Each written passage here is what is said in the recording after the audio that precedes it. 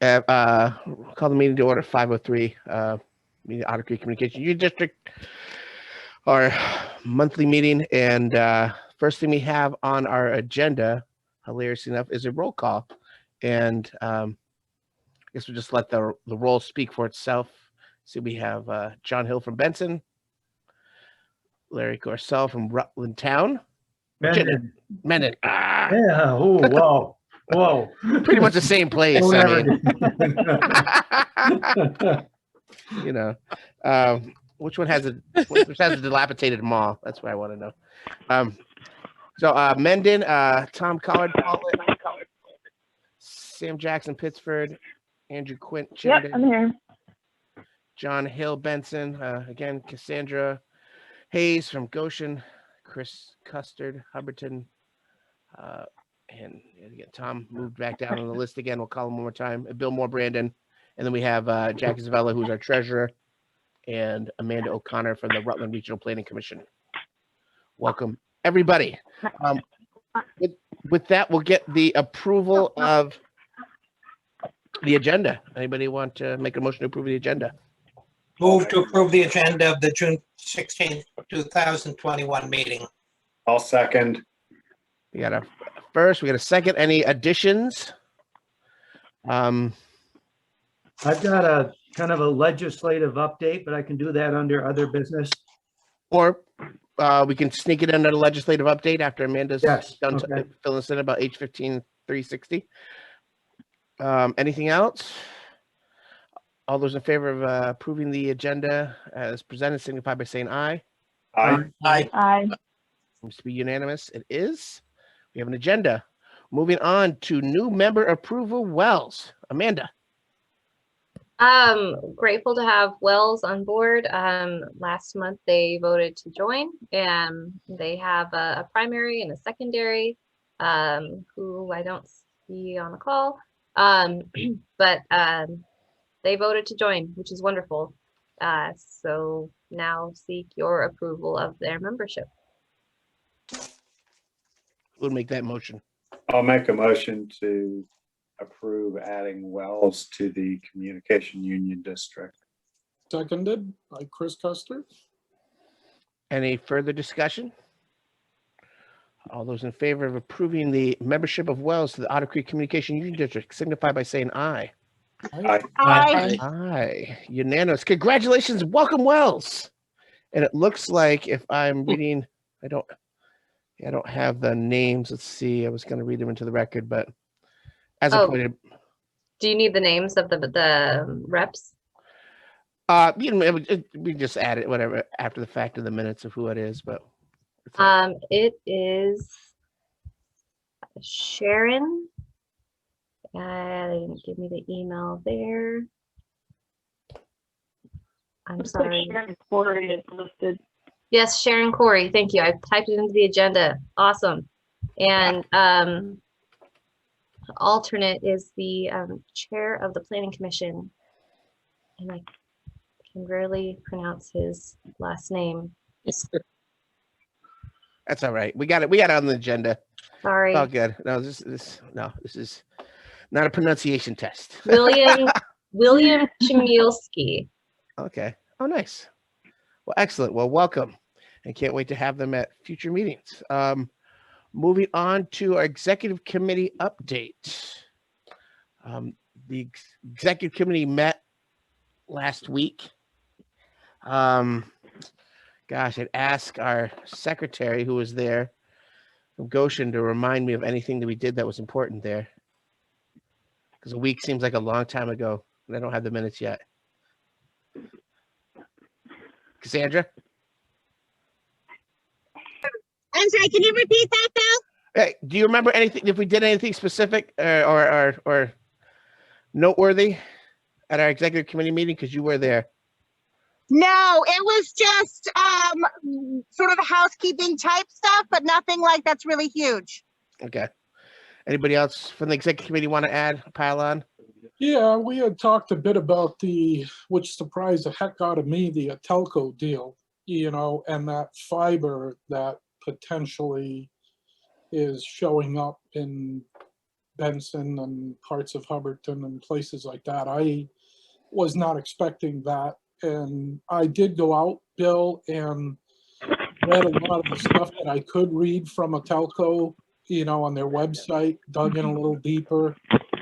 That site, yeah, I haven't checked it lately, the one that was, you know, the 404 now found, but I did look into their technology and stuff like that, and what they were doing in other areas. It definitely sounds interesting. And, you know, I think it was brought up even for discussion by us that, you know, should they be considered for a partnership? And I would think so, because, you know, if they're going to be a player in the space and that they're in our CUD, they'll be in that area. So that's my 2 cents, because we did sort of discuss that. In fact, you brought it up.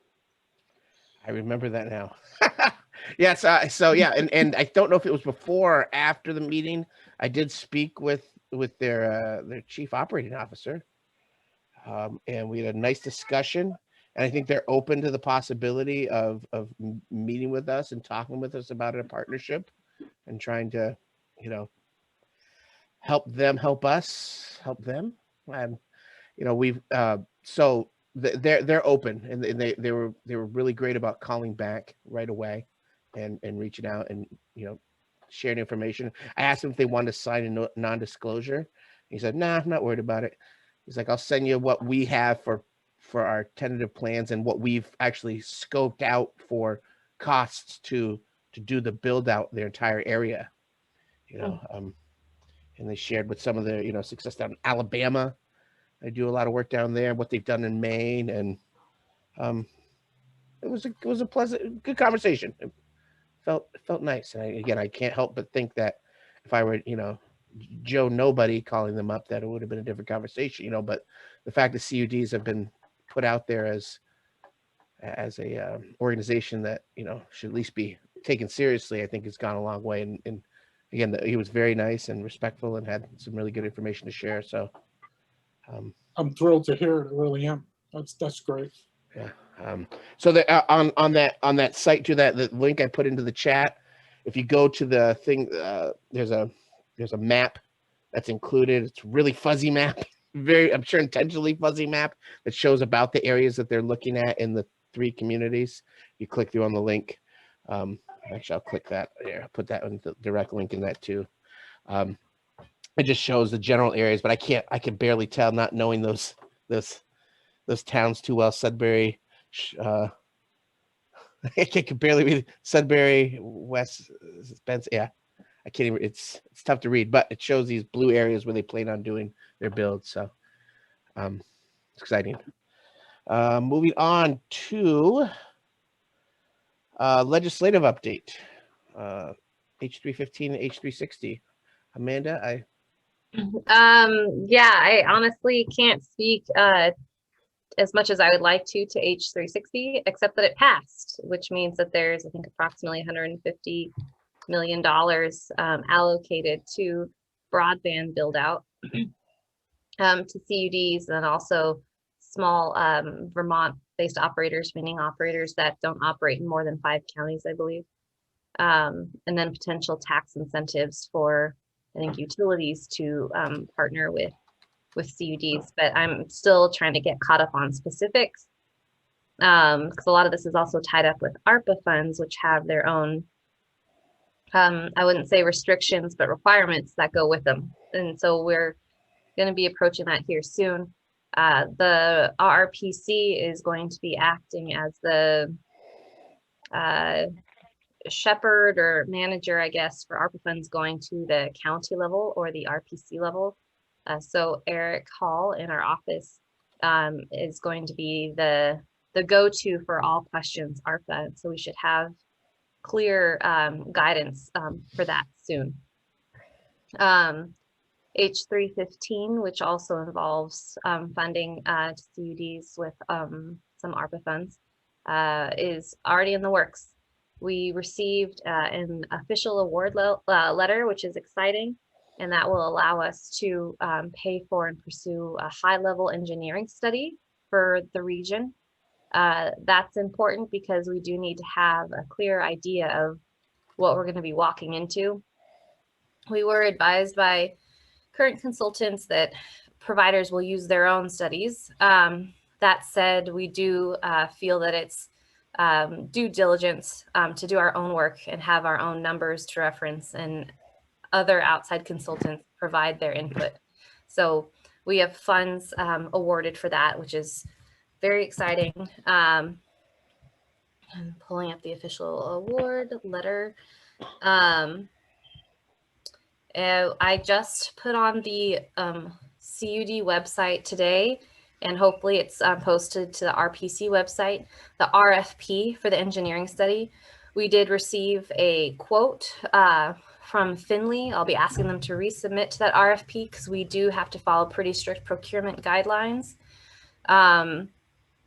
So by the 30th, we should have submissions and be able to select and move forward with a contractor. The pressure being that most contractors are booked throughout the year, like they're done. So we're hoping to get on someone's workflow plate, slate of things to do in the next couple months.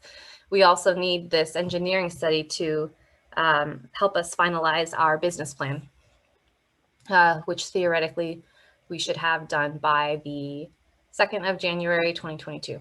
So there's a lot of intermingling there. The other things that H315 funding will support the Otter Creek CUD to do is pay for legal fees specifically associated with the development of a public-private partnership. So just in case, hopefully it does happen soon, we have money specifically earmarked for that legal support. Technical assistance with negotiations and contracts. That'll be likely another line item we'll have to put out in RFP. There is at least one company that seems highly specialized, specifically in this, worked on the Vermont 10-year broadband plan. So they're well versed in Vermont. And we might be able to argue that it's an emergency situation in the sense of we need the help sooner than later, and we have a very tight deadline to use these funds by. So maybe we can bypass the procurement process for that. But just to be safe, we should probably go through a procurement process. So still working out those details and making sure everything's in line with federal requirements. And yes, there were funds earmarked for additional grant administration support. And we had written in the RPC for that. While it does sound selfish, the time that goes into managing a federal grant is substantial. And so there was approval from the executive committee last month when the submission was made. Hopefully you're all amenable, but it is also being required by the state that CUDs partner with an RPC to ensure that there is adherence to federal guidelines. So there's some crossover in there, but that's just an FYI, but also open to feedback if there's any concerns or questions regards to any of the numbers or info I just spewed out at you. But that's H315, and I'll be back at you with clarification around H360 as soon as I have more. Fantastic. Any questions from anybody on the board? Yeah, Larry, Amanda, you talked about the Rutland Regional Planning Commission handling the ARPA money. Are you handling it for all regional planning commissions or just Rutland Regional Planning in our area? So That was brought up at last night's meeting, and it sounded like it said all RPCs are going to be going through Rutland Regional Planning. Yep. Okay, they are. Wow. Yeah, because I'm not completely sure. I haven't been in on those conversations, but because Vermont counties, so to speak, lack the infrastructure that other counties do, I think one RPC was selected to act as an administrator or shepherd for the funds. Eric has had an additional aspect to his job created because of that. But yeah, so all funds will go through Rutland RPC out to other state RPCs. Mm. In the H315, have you heard that referred to as the Make It Rain bill? No, Okay. really? I heard that today from Lieutenant Governor. She said, oh yeah, the Make It Rain bill. That I find a little disrespectful in the sense of the work that was put into it. A lot of CUDs are not getting the funds they need. Some work is being funded and that's awesome. But I wouldn't call it make it rain because this is really hard work. It's going to cost a lot of money and it'll like help us pay for an engineering study. So I wouldn't say it's raining, Yeah, but we're I think grateful. Don't that's take that as coming an out act of of- gratitude. I think that's coming out of the Senate.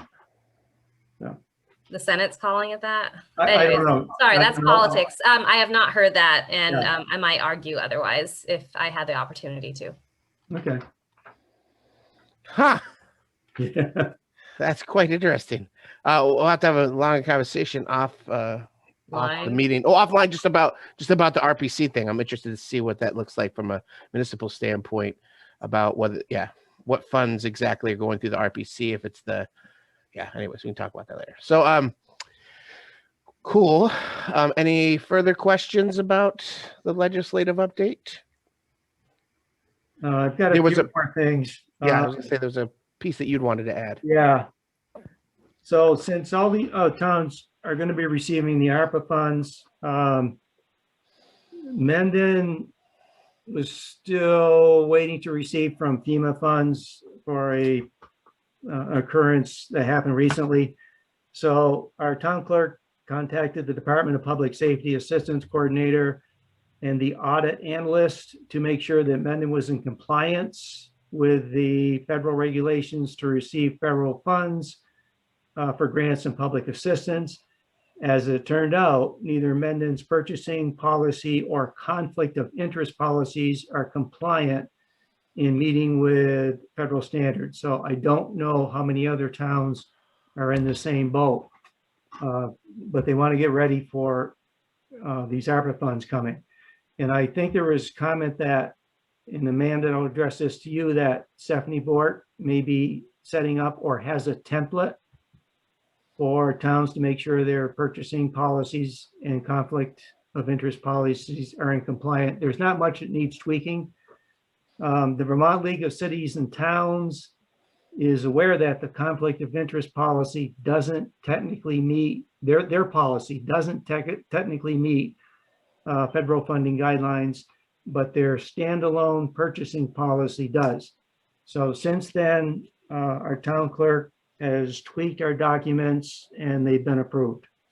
So it's just kind of a bookkeeping heads up for the federal money coming, that you're in compliance. Not a lot of work.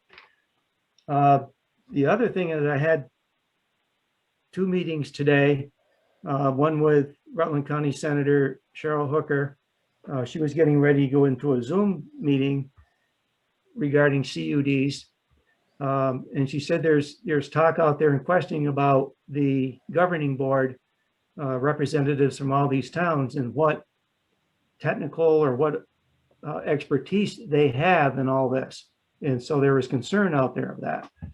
And so they were talking about maybe getting, I don't know if it's funding or make sure that CUDs have the technical expertise that they need. So there's that concern is out there.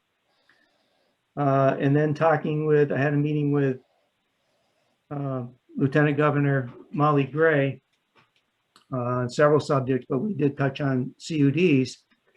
And of course, looking at our project is kind of I'll call it more of a long-term project.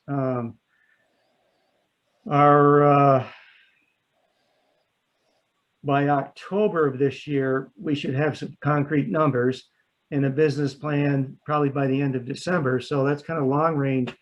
But she said there is talk about broadband in short term. There's a need for broadband build out right now and how short-term broadband can be done. So that there's a discussion up there now.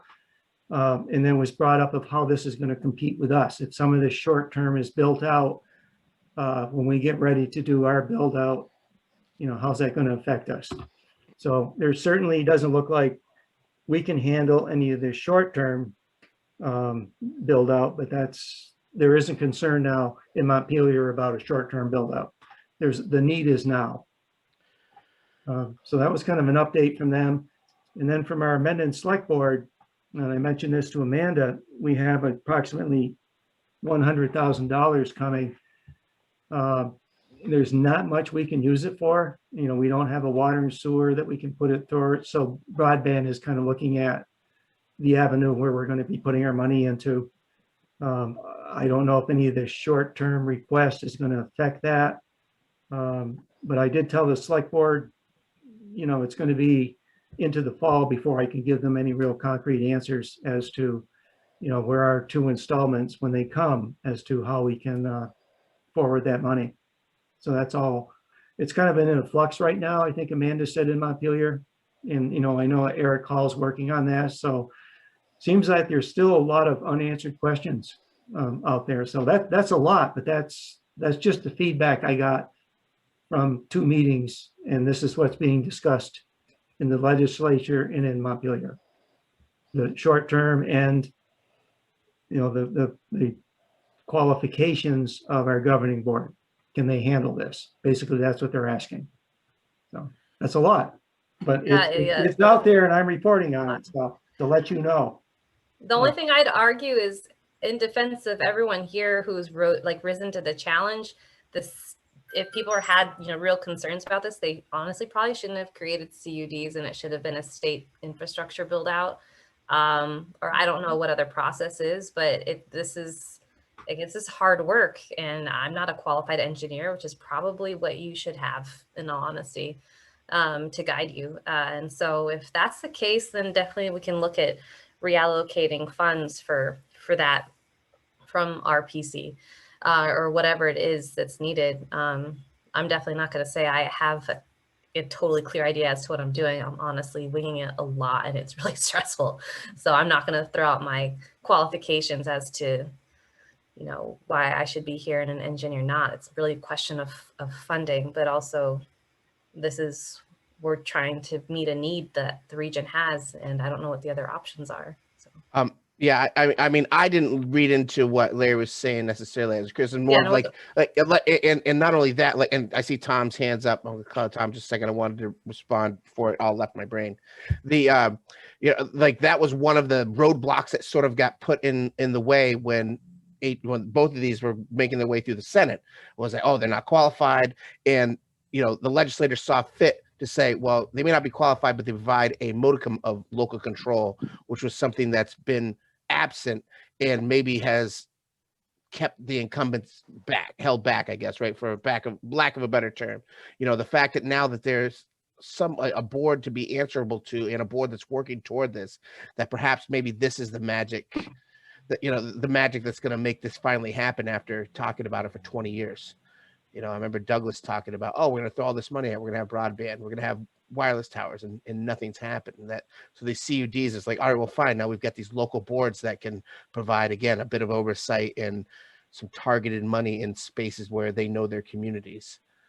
You know, so I mean, like I understand their questions, and we provide some technical expertise through our subcontracting, but also through some of the things like the CUD Accelerator program, which was phenomenal. It was a great way, it was a great way to learn. I encourage all of our CUD members to check out the Accelerator program because it was very informative. And, we've got legal services to help, guide us as well. So I feel good about it. Tom. Yeah, I guess I have a question, and it's kind of really to the group, Bill, is I do believe I saw where Consolidated Communication was talking about providing fiber. Has anyone else seen that? Oh yeah.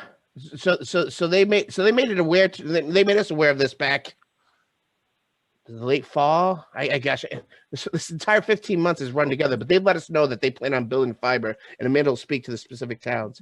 They let it know that they plan on building fiber through the hearts of some of our larger CUD towns, member towns. Amanda? Yeah, they're building out portions of Fairhaven, Poultney, Castleton, West Rutland, I think Rutland Town, but Rutland City, Brandon Pittsford. But they've also reached out to have a meeting with us. So we'll hopefully be having conversations with them. It's actually, I think it was just scheduled today, to learn more, because a lot of it's hearsay in terms of the status. I don't have a status update on any of that build out. Well, that was the first I seen it for an advertisement. Maybe they've been doing it. It just was the first time I actually caught it. It was an ad that was in something. Maybe it was in their phone bill this month, but, so they're really just on the western central maybe of Vermont, Rutland County. Then they're not really coming much south, and they're not going. How's that? As far as That's I looking know, at? it's the larger towns, but what we're hoping is to have a conversation where we learn how we can incentivize or provide the business case for that build out. Because I mean, it'd be great to get them through the half fiber built out through Chittenden and Pollitt and others. So we're still trying to get the details. We don't know quite where things stand. Do you have any communication with Consolidated Communication or a point person there? They did reach out to ask for a meeting. Jeff McIver reached out. And I think we were able to decide on a date. That was to the executive committee, but I don't see any reason why, if anyone wants to attend that can't be opened up. Let me know and I'll send you an invitation. And that is for the 29th at 4:30. Okay. And also, we signed a non-disclosure agreement with them. We entered into that with them. Was it the beginning of this year, Amanda? I can't. This year is just flying. I think it was like 3 months ago. Yeah. So. Okay. So they've trusted us a little bit to share a little more information that they would share with the public. So, you know, like which is why it was kind of an executive committee thing. But like, again, like they're willing partners, you know. And again, like this is the thing we sort of talked about with Hotelco now. Hotelco is talking to us. I mean, some of the customers say they can't get calls back, and they're calling us back. So the CUDs have created this energy or motion toward these incumbents wanting to work with us. We signed one with Waitsfield Valley Telecom, who doesn't operate currently in our CUD, but may make, you know, could possibly be an operating partner for us down the road. So, I mean, it all feels positive. Like, well, yeah, I'm not sure if that date and the time will work, but I would like to be on the invite because I do have a question for them. I really thought 20 years ago they put fiber in the town of Pollitt, and they put it to a box in front of the firehouse and over on Route 30. And maybe we can work with them and ask this question to where maybe part of the work is already done for us. That'd be nice. I think it's a valid question to have, and they would certainly have that information. So. Thank you. No problem. Was there anything else on again, that legislative advice? It was awesome. I'm glad that, like I said, Larry, you're having those meetings with people and getting that kind of feedback. That's Yeah, and Lieutenant Governor Molly Gray has asked me to keep her in the loop of our progress. And then I'll be in contact with Senator Hooker on anything that comes out of the Senate and report back. You know, you might be a fantastic person to be our VCUDA rep. Whoops. No, That's good, Bill. That's real good. Well, we're in need of a VCUDA rep. Our other VCUDA rep has gotten a little too busy to make it a part of what they're doing, but you know, it's just a. Was that a motion that I had to make a second on? That's perfect. Yes. I'll second it, Chris. That's number 7. You can't jump down that fast. At a point of order. Oh, okay. All Yeah, right. out of order. Okay. All right. So we'll drag it out. That'll be cool. Let me get to the agenda real quick here. So after legislative update, grant updates. Oh, sorry, Tom. Well, we're on to the legislation part. Has Larry had any conversation with our representative Sally that's working in the House on the CUD? I have not, no. Just with the Lieutenant Governor and Senator Hooker. Okay. But I would Thank you. I would encourage you as one of her constituents to reach out and just find out where she's at. Can do that. Moving off of legislative update and on to grant updates, item number 7 was sort of kind of given in what you talked about, Amanda, before, right? Yeah, just the only thing I didn't clarify on was the broadband innovation grant. We have an extension until January 2nd, 2022 to finish the business plan. And again, there's some dominoes that we need to queue up before we can wrap that up. But we're in the works. Excellent. Moving on to the VCUDA update. So as was foretold, out of order, we are down a VCUDA rep. And anyone like to make a motion to nominate anybody to be our VCUDA rep?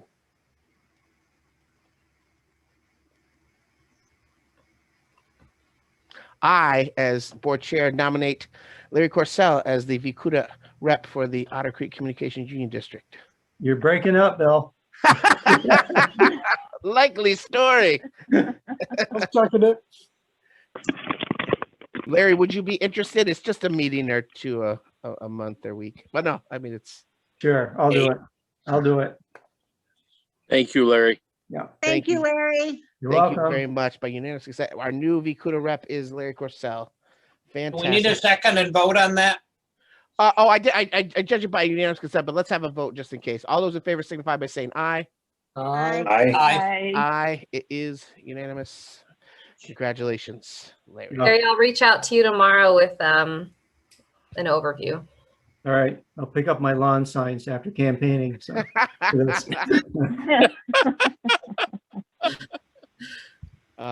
So moving on to item number 8, new member recruitment. We talked about this a little bit before we started the meeting, actually.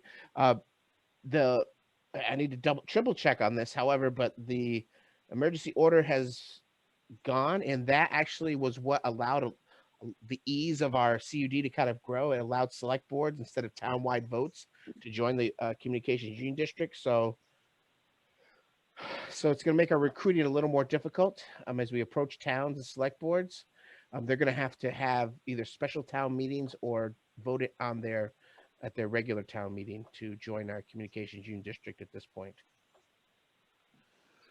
So Well, and the next town meeting is March of next year. March of next year. So Yeah. unless someone was super excited about it and they again could get their town clerk or their select board to call a special meeting, that's going to be likely the next time that we have. I mean, we can look at it this way, right? We have all this time to get people excited about joining, and maybe we'll get the rest of Rutland County and to join us. But so keep telling people about it. But it's gotten a little more difficult. Select boards can't approve it. For the towns that vote by Australian ballot, it costs a few $100s to run an election and open the polls for 9 hours. I'm not sure that select boards would be receptive to that when they're going to meet in March anyways. Oh, I agree. I don't see, again, like it says someone's super excited about joining, and I would assume that, again, these are all the excited towns that it's going to be next March till. But again, it gives us more time to recruit, right, between now and the end of January when they have to set their warnings. We can encourage people to petition to have it be a part of what their thing, their articles, their agenda. Moving on to other business. Any other business? No other business. Fantastic. Bill, Sorry. at the beginning of the meeting, before we really called the meeting to order, there was a discussion that we need to start having a physical location of meetings for anyone who wants to attend the meeting. How do we go about doing that, and where should we do it? So, for convenience sake for me, because as the chair, I would offer up our town hall, and I would also, we just had our first hybrid meeting this week with our select board, and we've got a COB together. It worked well. The recording, in person or downstairs of our town hall allows for people to participate by way of Zoom as well as in person. So I'm not sure what the mandate is as far as like in person, like that you guys can all appear by way of Zoom and one person could be there in attendance in case somebody wanted to show up for the public meeting, if that meets the requirement, or if we need a quorum in person to meet. I would think imagine. from what I was reading, that there just has to be a public place available for anybody that wants to be there in person. But everybody else can be available electronically via Zoom. But you have to, I think when you vote, you just have to, sort Roll of call vote. state your name and, do roll call. So. Cool. So I mean, I would offer that up. I mean, we've been hosting on the town of Brandon's Zoom account our meetings, and again, I could move this meeting across the street and be on a big screen in an empty room doing this meeting as well, and it might meet the requirements. Hybrid would be great for me because that would save me from coming from Paulette up to anywhere. You know what I mean? So, not that I wouldn't like to see everybody in person someday, but a monthly thing. I mean, this works pretty good for me. That's my 2 cents. Me too, because it helps me remember what everybody's name is. Perfect. Good point. So, so it sounds like Tom made a motion to continue with hybrid meetings, and I'll second the motion. excellent, and that they would be set at the Brandon Town Hall until we find a more suitable location that can provide the hybrid support. Any further discussion? All those in favor signify by saying aye. Aye. Aye. Aye. Any opposed? The ayes appear to have, the ayes do have it. Our next meeting, which tends to be we do the third Wednesday, right? Will be set for the, physical location will be the Brandon Town Hall, but we'll still have the option to meet by way of Zoom. And what is the third Wednesday of next month? 21st. July 21. Oh, perfect. Cool. I'm glad that's the first meeting because that's what I'm on vacation for. But that's okay. We'll work it out. Jackie will run that meeting. It'll be fun. Yeah. I'll teach you. We got a month. We got a month to work on it. Okay. Any motions to adjourn? So I'll move that we adjourn. Larry, second. All those in favor? Aye. Aye. Aye. Everybody get out and enjoy this beautiful day. Thank you very much. I really appreciate your hard work, and we'll see you next month. Thanks, Bill. Thank Sounds you. good. Yeah. Take Bye. care. Good night, Have a everyone. good evening. All right, bye. Good night.